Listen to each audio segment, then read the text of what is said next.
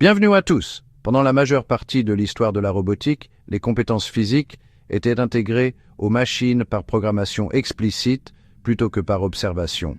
Les ingénieurs traduisaient les actions humaines en code et en chemin de mouvement qui spécifiaient exactement comment un robot devait se déplacer. Les robots exécutaient ces instructions sans interprétation ni adaptation. Cette approche fonctionnait bien dans des environnements très contrôlés où les tâches ne changeaient jamais et où la variabilité était traitée comme une condition d'erreur. À mesure que les systèmes robotiques évoluaient vers des environnements moins structurés, ce modèle de programmation est devenu rigide.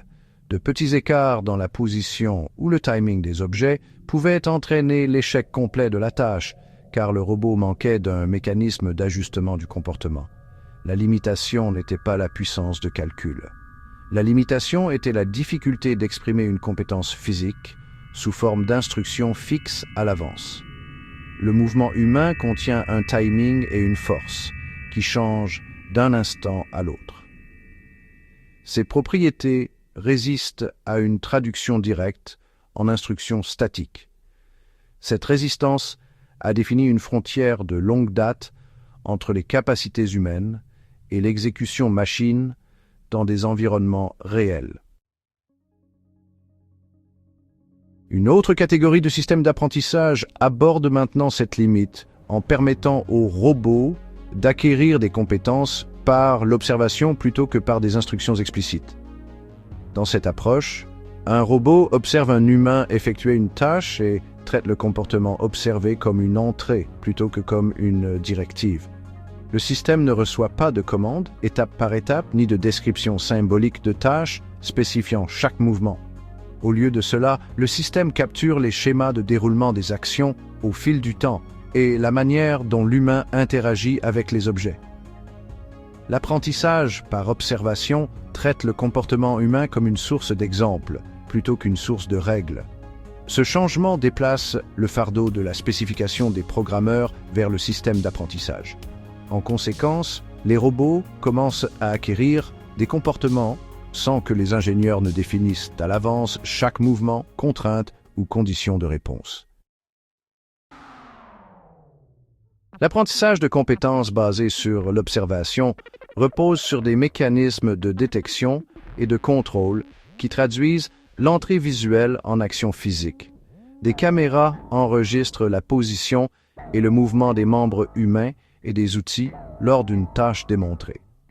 Les capteurs de profondeur mesurent la distance et l'orientation afin que le système de détection reconstruise les relations spatiales. Les modèles d'apprentissage convertissent ces observations en représentations internes qui alignent le mouvement démontré avec la propre structure cinématique du robot. Cet alignement relie le mouvement observé à la capacité physique.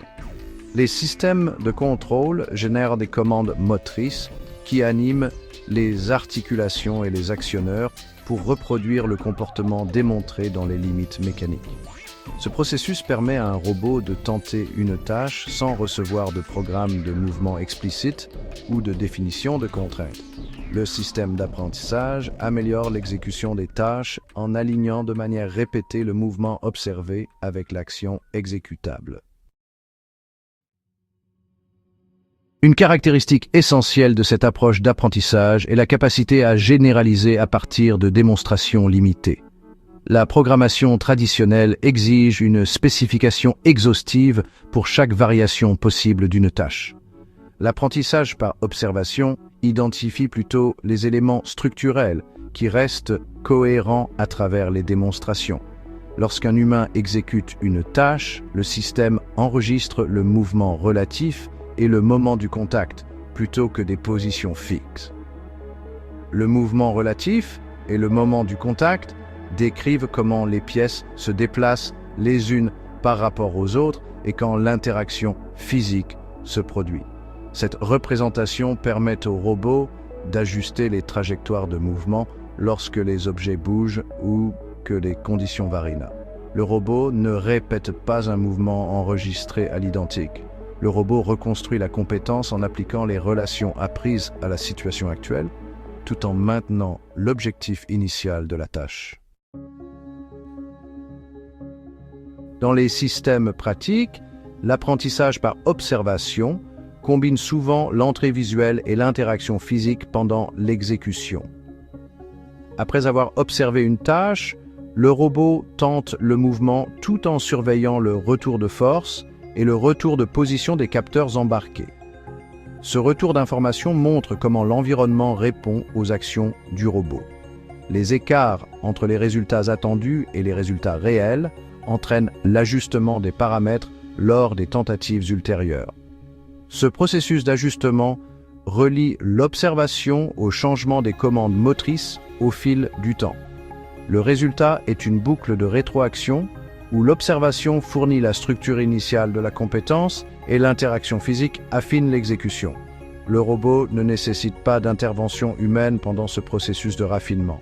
Après des tentatives répétées, le système d'apprentissage s'établit sur un modèle de mouvement stable qui atteint l'objectif de la tâche dans les limites mécaniques définies. Plusieurs groupes de recherche et équipes de développement ont intégré l'apprentissage par observation dans de véritables plateformes robotiques. Les mouvements d'assemblage sont appris par des bras robotiques grâce à l'observation de techniciens par un groupe de recherche en robotique basé à Munich. La détection visuelle capte le mouvement démontré et le map à la structure articulaire du robot sans codage de tâches prédéfinies. Pendant l'exécution, le robot ajuste les angles des articulations et les forces des actionneurs pour s'adapter aux petites différences de position entre les pièces. La programmation manuelle est remplacée par l'observation dans ce contexte, tandis que la performance des tâches répétables est préservée dans des conditions variables. La capacité d'apprendre en observant change la façon dont les systèmes robotiques sont déployés et maintenus. Les spécialistes sont traditionnellement nécessaires pour programmer de nouvelles tâches, car la tâche et l'architecture de contrôle doivent être comprises. Le transfert de compétences se fait par démonstration avec l'apprentissage basé sur l'observation. L'entrée de formation est fournie directement par la personne qui sait comment la tâche doit être effectuée. Le temps de configuration est réduit car les étapes de traduction sont réduites. La dépendance à l'expertise spécialisée en programmation diminue. Le comportement du robot se met à jour sans réécriture de code lorsque les tâches changent. Le processus de déploiement devient plus similaire à la formation qu'à la configuration. L'apprentissage par observation modifie la relation entre la conception matérielle et les capacités logicielles. Les robots conçus pour ce type d'apprentissage privilégient des aspects tels que la couverture de détection et l'actionnement souple. Ces choix permettent aux robots d'enregistrer des démonstrations et de tolérer de petites erreurs pendant leur apprentissage. Les démonstrations, grâce à une bonne couverture de détection, capturent suffisamment de détails sur le mouvement et l'interaction. L'actionnement souple aide à prévenir les dommages lorsque les forces de contact changent pendant l'exécution.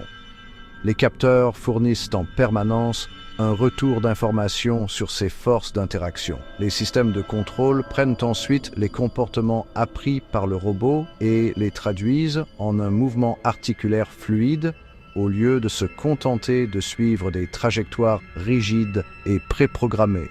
Tous ces éléments travaillent ensemble pour permettre une exécution basée sur l'apprentissage, plutôt que de s'en tenir à des plans de mouvement précalculés. Dans les secteurs de la fabrication et de la logistique, l'apprentissage par observation permet aux robots d'accomplir des tâches auparavant réservées aux humains.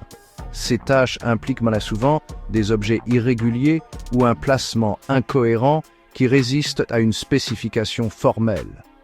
En observant les opérateurs humains, les robots acquièrent des stratégies de tâches qui reflètent les conditions d'exploitation réelles plutôt que des configurations idéalisées. Un groupe de déploiement robotique basé à Barcelone applique cette approche à la manipulation d'objets mixtes où la géométrie des articles change quotidiennement.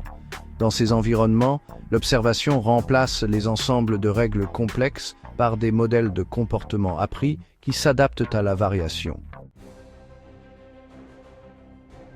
Le processus d'apprentissage n'élimine pas la nécessité de contraintes système ou de contrôle de sécurité. Les limites physiques et les systèmes d'évitement de collision encadrent le comportement du robot en restreignant les mouvements autorisés. L'opération reste dans ses limites lorsque l'apprentissage par observation est utilisé plutôt que de passer outre ses limites.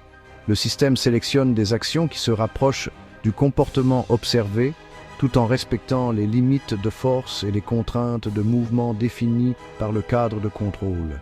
Cette gestion des contraintes maintient le mouvement du robot dans des plages de fonctionnement sûres. L'acquisition de compétences s'intègre au système de contrôle existant plutôt que de les contourner. Une raison pour laquelle cette capacité a été mal évaluée en termes de calendrier est l'hypothèse que l'apprentissage nécessite de grands ensembles de données étiquetées ou des cycles de formation prolongés. L'apprentissage par observation réduit les exigences en matière de données en se concentrant sur des démonstrations structurées qui encodent directement la structure de la tâche. Une seule démonstration peut transmettre les relations de temps et les modèles d'interaction. Lorsqu'elle est associée à une détection et une représentation appropriée. Cette approche axée sur la démonstration modifie la quantité de données nécessaires pour commencer l'apprentissage. Une autre hypothèse est que l'apprentissage physique doit avoir lieu en simulation avant le déploiement. En pratique, l'observation permet à l'apprentissage de commencer directement dans l'environnement d'exploitation, grâce à une interaction réelle, ce qui raccourcit les cycles de développement. À mesure que l'apprentissage par l'observation se généralise, la frontière entre les compétences humaines et l'exécution machine ne cesse de se réduire. Des capacités autrefois dépendantes du savoir tacite humain sont acquises par les robots plutôt que par des règles formelles. Cette capacité ne requiert ni intelligence générale ni raisonnement abstrait. Cette capacité dépend de la capture des relations physiques intégrées dans le mouvement observé et de l'application de ces relations lors de l'exécution. Il en résulte une catégorie de machines qui apprennent plus vite et s'adaptent plus facilement que les systèmes programmés traditionnels. Merci beaucoup d'avoir regardé, veuillez aimer et vous abonner.